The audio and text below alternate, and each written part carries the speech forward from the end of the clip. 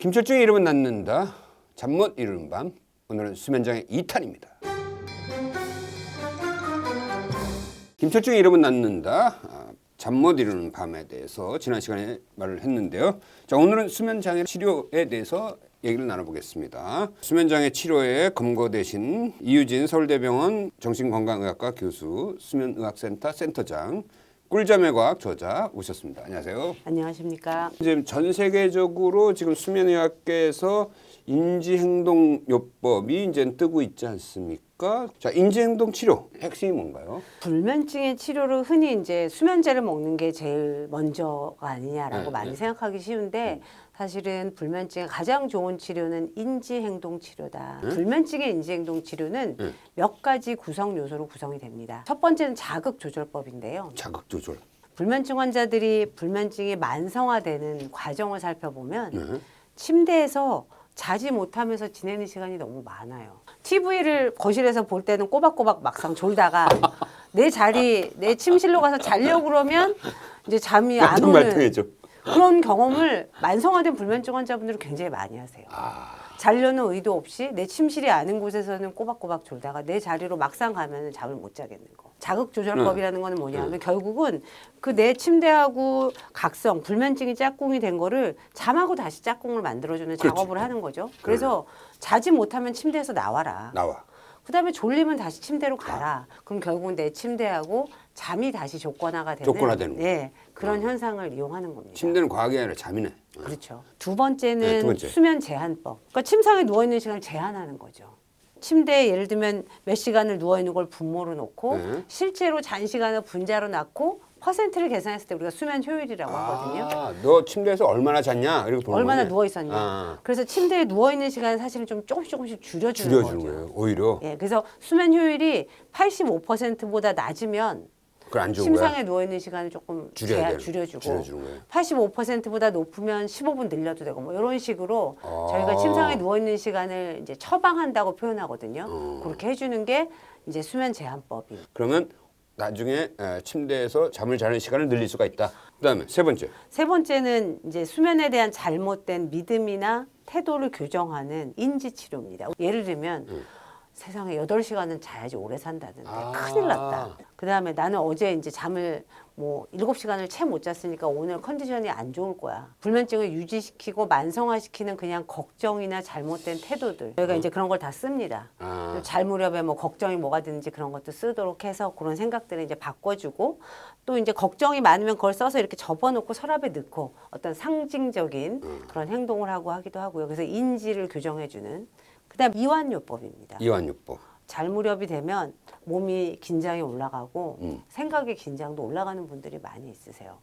그래요. 잔다는 거는 낮에 활동적으로 잘 시간을 보내고 저녁 먹고 쉬다가 이완 하다가 뚝 떨어지는 게 잠인데 이완이 안 돼요. 쉬어지지 않는 분들. 이런 분들은 뭐 복식 호흡이라든지 점진적 근육 이완법 뭐 이런 식의 행동 요법들이 사실 유튜브 봐도 많이 있거든요. 그 자기 나름대로의 그런 방법들을 익히게 해서 네네네. 그러니까 자기 한두 시간 전에 이완을 딱 시키면 되는 거예요. 도움이 됩니다. 마지막으로 이제 건강한 수면 습관에 대한 교육. 뭐 커피를 하루에 몇 잔 드시고 낮잠은 주무시는지 얼마나 주무시는지 저녁 무렵엔 주로 어떤 활동들을 하시는지 뭐 이런 것들에 대해서 교육해드리고 이것을 이제 통합적으로 진행하는 게 불면증 인지행동 치료죠. 그래서 이제 커피에 민감한 사람은 오후 3시 이후에는 커피 못 마시지 말라고. 저는 점심시간 이후에 드시지 말라고 그래요. 카페인이 사람마다 좀 민감도가 다른데 일반적으로는 한 반감기가 3시간에서 7시간 정도 가긴 하는데 긴 사람들은 14시간 간다는 분도 있어요. 그래서 가급적이면 오전 커피에서 그냥 그치십시오라고 말씀드릴 때도 있고요. 낮잠은 또 길게 자면 밤잠을 방해하잖아요. 왜 그러냐 하면 낮잠을 30분 이상 자면 저희가 잠이 들고 나서 30분 이상 지나면 아까 비렘 수면 3단계 깊은 잠이 출현하게 되거든요. 그러면 이제 이게 밤잠을 뺏어 먹는 잠이 되는 겁니다. 이제 수면 앞 잘 수 있는 파워에 직격탄을 날리는 게 낮잠이 긴 거거든요. 밤에 꿀잠을 위해서 낮잠은 좀 아껴야 되겠네. 네, 그렇습니다. 그리고 빛은 어떻게 돼요? 일주기 리듬을 잡는 가장 중요한 시간 조절자는 빛이에요. 그렇죠.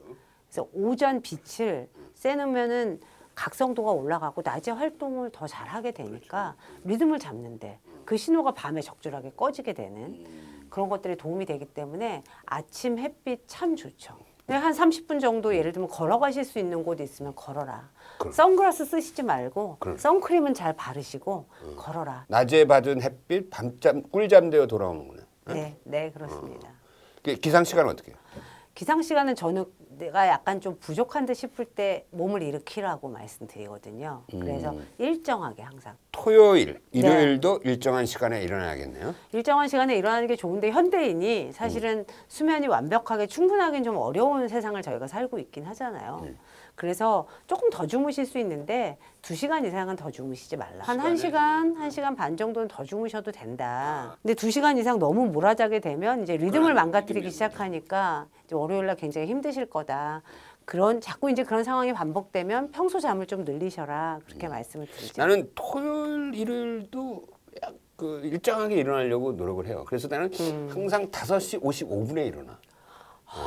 잘 자. 수면이 부족하실. 왜 ASMR이라고 네. 왜 이제 뭐 앱도 엄청나요, 많고 네네네네. 유튜브 많잖아요. 이 앱에 도움이 돼요? 대개는 이제 뭘 틀어놓고 주무시는 분들이 조금 불안하신 분들이 많이 그러세요. 아, 그러니까 자려고 이렇게 누웠을 때 조용하고 깜깜한 이 상황이 좀 불안하신 분들이 많이 그러신데 도움이 되는 분들한테는 굳이 그걸 하지 말라고는 말씀 안 드리는데 수면의학적으로는 그렇게 도움이 되진 않거든요. 아 그래요. 반대로 잠이 들고 나서는 그 소리 때문에 또 깨기도 그럴 수 하거든요. 있네. 그래서 꼭 ASMR 틀고 주무실 거면 이제 꺼지는 그런 자동 설정 같은 거 좀 해놓으시라고 제가 말씀을 드리죠. 가급적이면 잠자리에 들기 2시간 전부터는 핸드폰, 태블릿 이런 거 하시지 마시라고 말씀드리죠.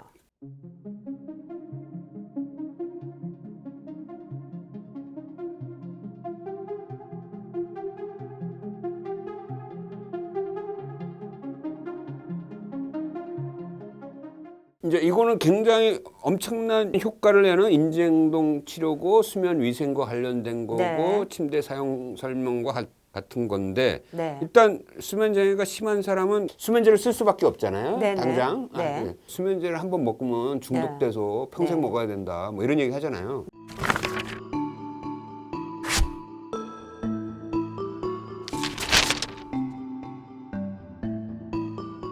진실은 뭐예요?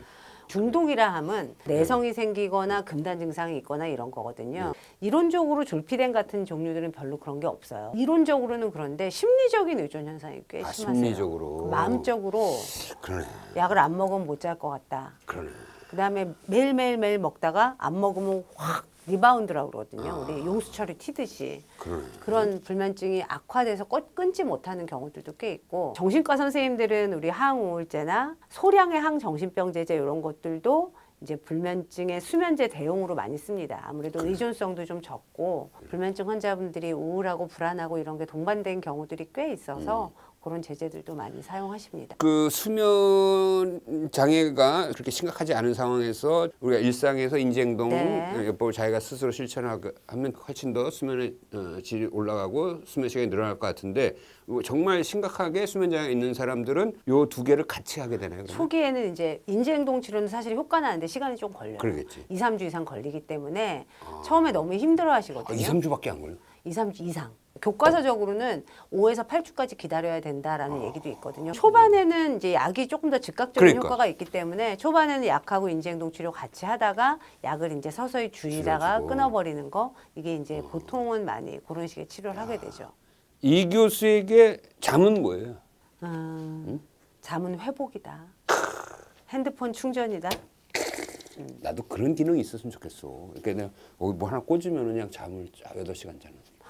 저한테 선생님 안 자고도 잔 거 같은 효과를 어떻게 하면 누릴 수 있느냐 그런 거 물어보는 분도 계셨어요. 근데 잠을 그걸 대체할 수 있는 방법은 없다. 그러니까. 지금은. 인간 삶의 회복을 위해서 위대한 잠을 잘 만들어 네. 가봅시다. 오늘 네. 그게 도움이 되는 얘기를 한 것 같습니다. 자, 수면장애 우리 이유진 교수와 수면장애에 대한 여러 가지 다양한 얘기, 아주 유익한 얘기 나눴습니다. 감사합니다. 감사합니다. 네.